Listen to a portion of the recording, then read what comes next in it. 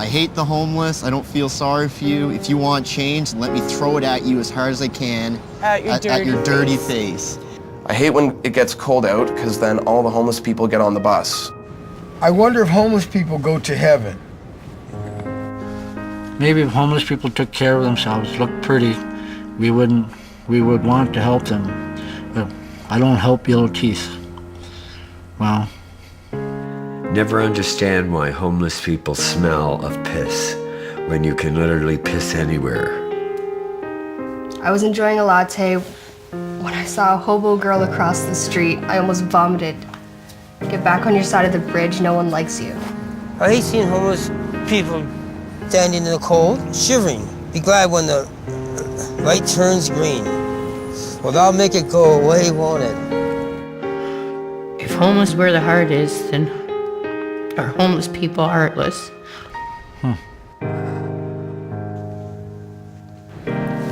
Wow. Homelessness is a human rights issue. If you ask any American citizen, they would without a doubt know John Locke's famous theory that all humans have the right to life, liberty, and property. So then why is it that so many people are deprived of this right every day?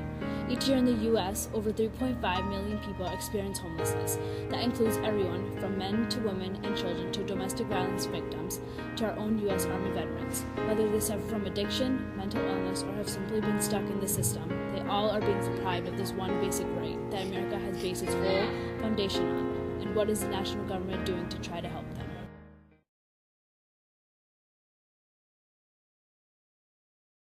I think homelessness is a serious problem, and I think people should take the issue more seriously than they do.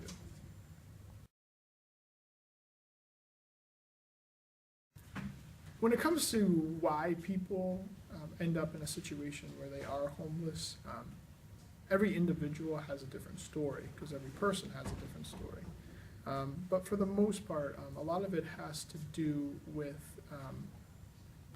the breakup of family structure, people not having family support or community support to help them out in their times of need. And also, a lot of times it comes down to people having difficulty making a living or getting involved perhaps with some kind of illegal activities that might lead them to a point of poverty that leads them to be homeless. So it depends. There's so many different factors. There's so many different reasons. Every individual who would be homeless would have a different story and a different reason as to why they're in the situation they're in.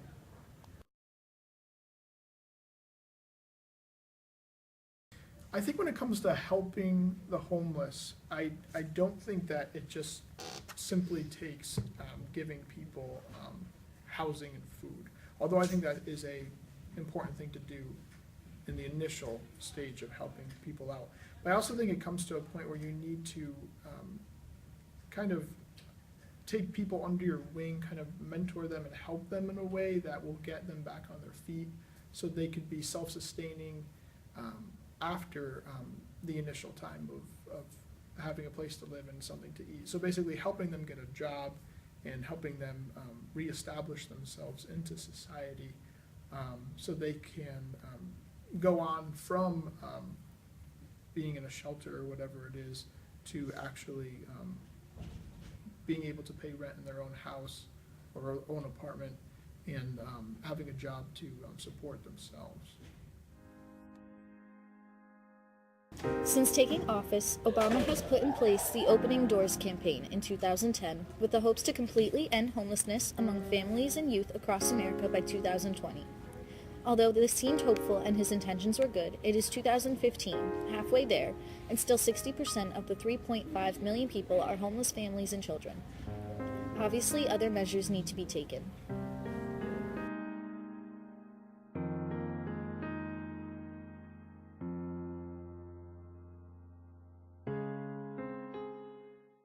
So I'm at Homes of the Brave in Bridgeport, Connecticut, having an interview with Olivia. So I was just wondering if you could tell us a little about what Homes of the Brave does for people when they come in. Sure. So at this facility, this is our men's facility, and we have 42 beds here. 38 of those beds are for veterans, and 5 of those beds are for clients of the Department of Mental Health and Addiction Services. So when someone is referred to here, if they're a veteran, they will come in and they'll meet with our clinical team, and we'll address, you know, if they have health issues, psychiatric issues, whatever they need that's keeping them from, you know, not being homeless. And then they'll meet with someone on our vocational team, in our vocational department, and they'll identify what's holding them back from having steady employment, from having gainful employment, and they'll work on, you know, resume building, maybe they want to go back to school, things such as that. So we really just, as soon as they come in, we try and connect them to every single service there is out there to help them overcome this. So we are kind of, you know, we have a big toolbox of things that we can do, and we don't provide any on-site services for medical issues or psychiatric issues. We outsource all those to the VA or other doctors, but we are just here to provide support and, you know, a place to live while you're going through this really tough time. Great. So you do have programs that help them if there's addiction problems or mental illness problems. Yes.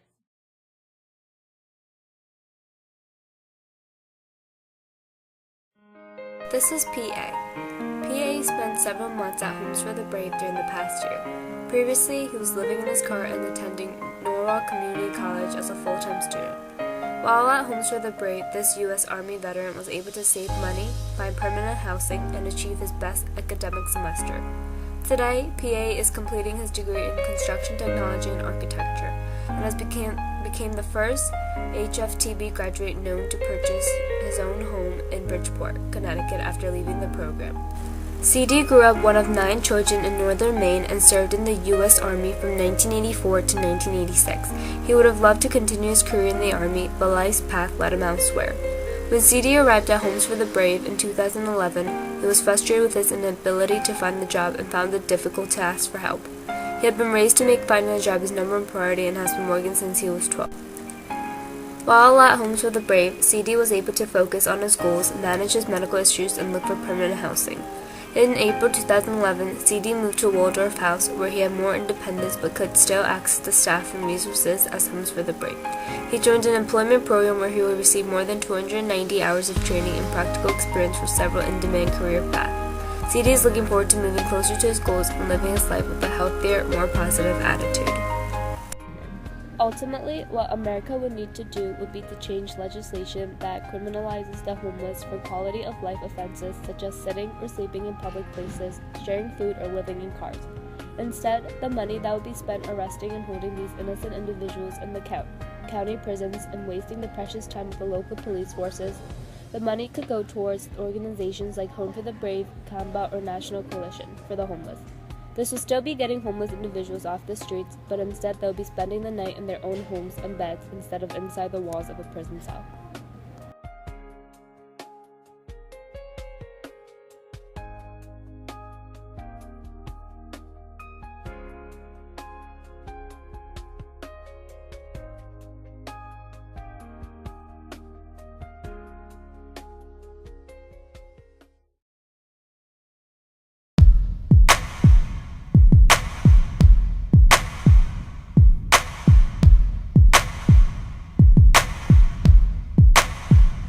I've never seen a diamond in the flesh. I cut my teeth on wedding rings in the movies, and I'm not proud of my address.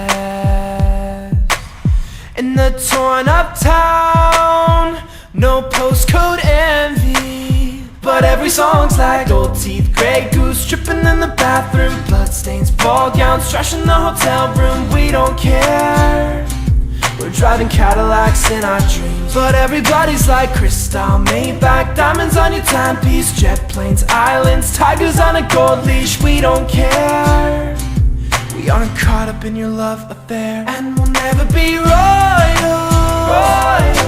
It's a run in our blood, the kind of luck's the same for us. We crave a different kind of buzz. Let me be your ruler. You can call me King B, and baby I'll rule. Let me live that fantasy.